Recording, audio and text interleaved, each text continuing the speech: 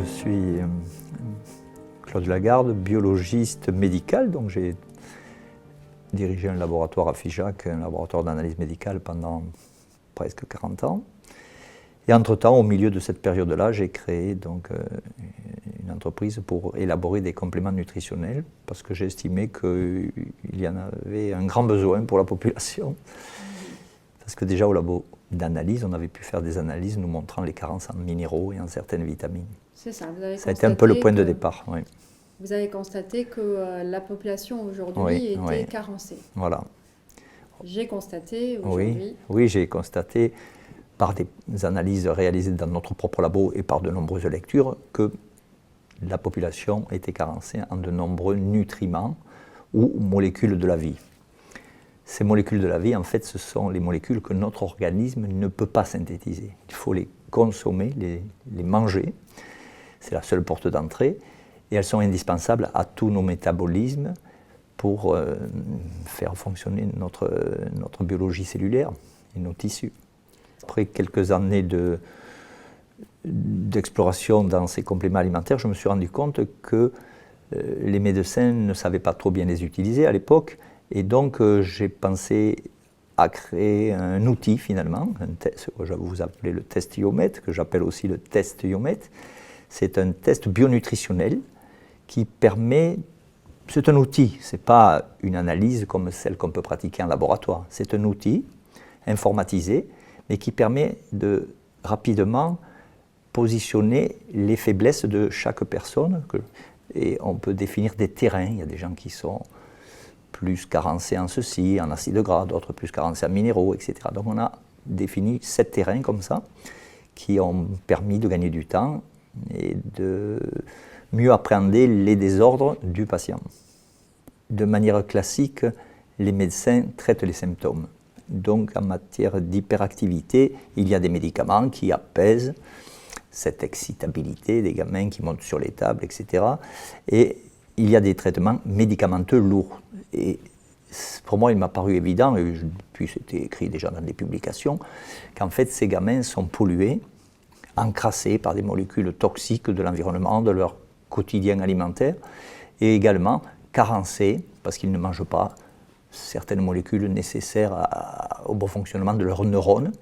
Et donc ces neurones ne fonctionnent pas normalement et entraînent une hyper-excitabilité.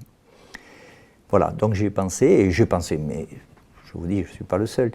On a pensé, nous en tout cas, proposer des protocoles avec des molécules indispensables comme les acides gras polyinsaturés, les oméga 3, les oméga 6, il en faut également, des vitamines, des minéraux. Et également, je pense que souvent, leur terrain intestinal est mauvais. Il y a des dysbioses, il y a des risques d'hyperperméabilité intestinale lorsqu'ils mangent des aliments modernes, disons, des médicaments élaborés. Transformés, c'est le mot, voilà, je cherchais le mot. Donc il y a souvent des conservateurs dans ces aliments qui viennent interférer avec une bonne biologie, une bonne digestion, une bonne assimilation.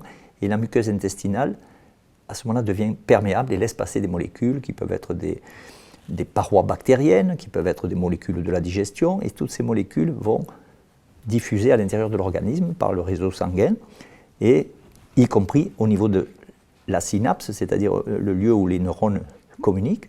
Et on peut imaginer qu'il y a des problèmes donc d'encrassage, de pollution des synapses qui pourraient provoquer l'hyperactivité. Il y a également un facteur qui est important, c'est les phosphates. On a beaucoup ajouté des phosphates dans l'alimentation. Il y en a beaucoup dans le Coca-Cola, dans les sodas en général. Et ces phosphates joueraient un rôle également pour chélater, pour piéger les oligoéléments, le zinc, le cuivre, le manganèse, et donc perturber ces bons échanges cellulaires. Et voilà, donc il y a de belles publications sur l'excès de phosphate donné aux enfants dans divers aliments, comme conservateurs, comme liants, comme adjuvants. Voilà.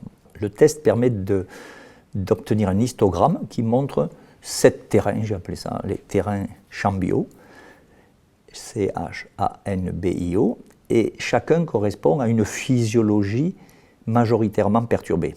Donc en fonction des pourcentages qui sont exprimés, on va s'intéresser au terrain qu'il faut traiter en priorité.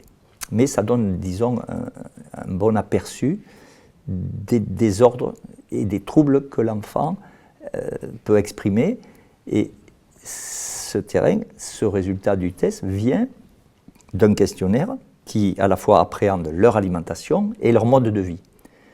Mode de vie, s'ils sont toute la journée devant la télévision, c'est un mode de vie. Avant, on était souvent dans les prés, dans les champs, et puis voilà.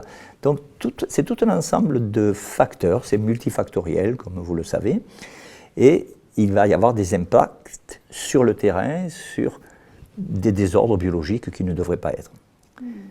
Et donc on a pu se rendre compte qu'en proposant des protocoles, on améliorait bien l'hyperactivité.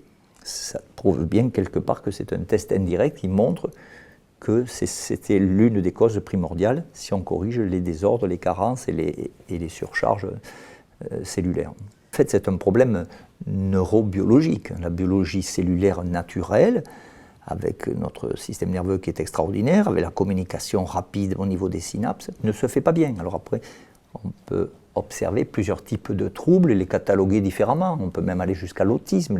Pourquoi pas? L'autisme est certainement la conséquence de désordres biologiques au niveau du système nerveux, soit par des encrassages type aluminium, comme certains l'ont prouvé, soit par d'autres types de molécules.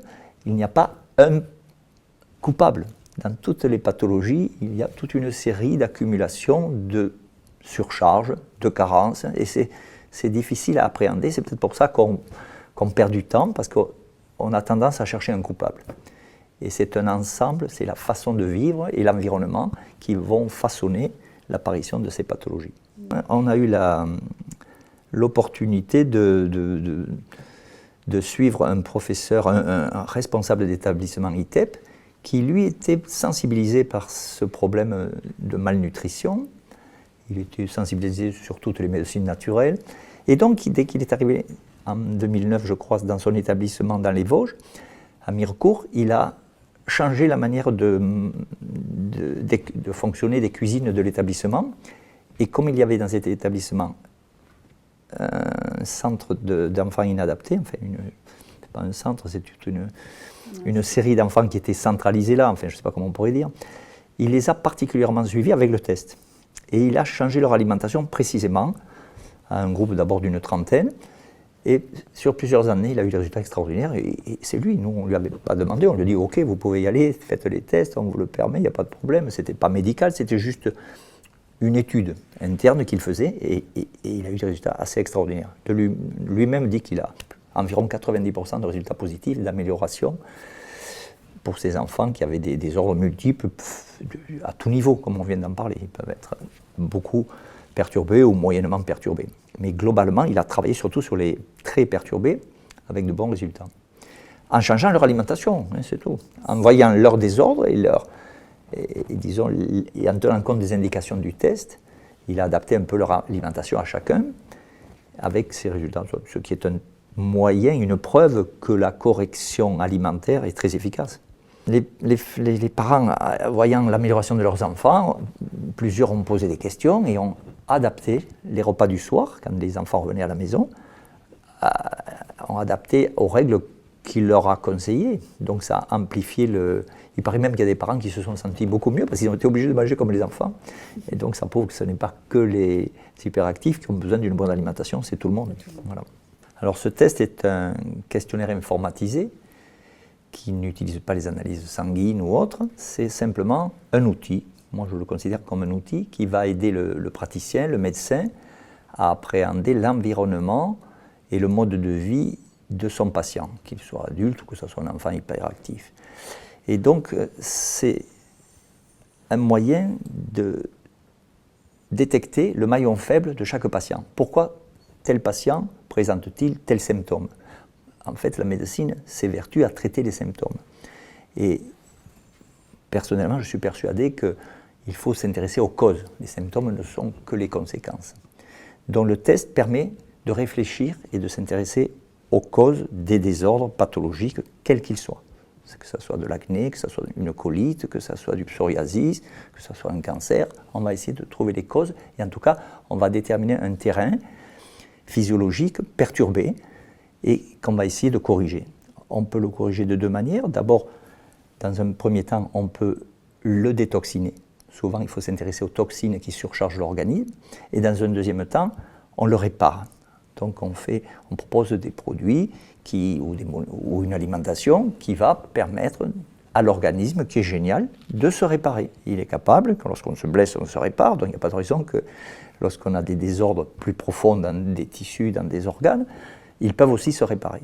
Le génie de la vie permet de réparer. Donc il faut aider le génie de la vie à entretenir notre santé. Voilà un peu les grandes lignes de ce que permet l'alimentation et la nutrition. La nutrition ou la micronutrition, c'est un moyen de compléter l'alimentation, c'est-à-dire l'assiette, bien souvent, aujourd'hui, n'est pas suffisante pour apporter ces fameuses molécules de la vie. L'assiette, autrefois, elle devait être suffisante quand les gens mangeaient les produits de leur potager, de leur poulailler. Aujourd'hui, malheureusement, on a des aliments qui sont un petit peu boostés, qui sont traités, et ils n'apportent pas toutes les molécules nécessaires à ce génie de la vie. Donc, il faut bien souvent, c'est mon expérience, compléter par des compléments nutritionnels. Après, il faut savoir comment les utiliser, sans abus, en sachant bien gérer les besoins de chacun, qui sont différents. Et je crois que ça fait partie de l'évolution actuelle. Il y a des quantités de compléments nutritionnels ou alimentaires sur le marché, donc chacun pourra trouver son bonheur. En attendant d'avoir un potager. En attendant d'avoir un potager, tout à fait, tout à fait. Ah, moi je dis souvent que le meilleur médecin c'est le potager et le poulailler, mais très peu de gens peuvent l'avoir. C'est ça, exactement. Mais c'est le meilleur médecin, j'en suis persuadé, vraiment. Hein.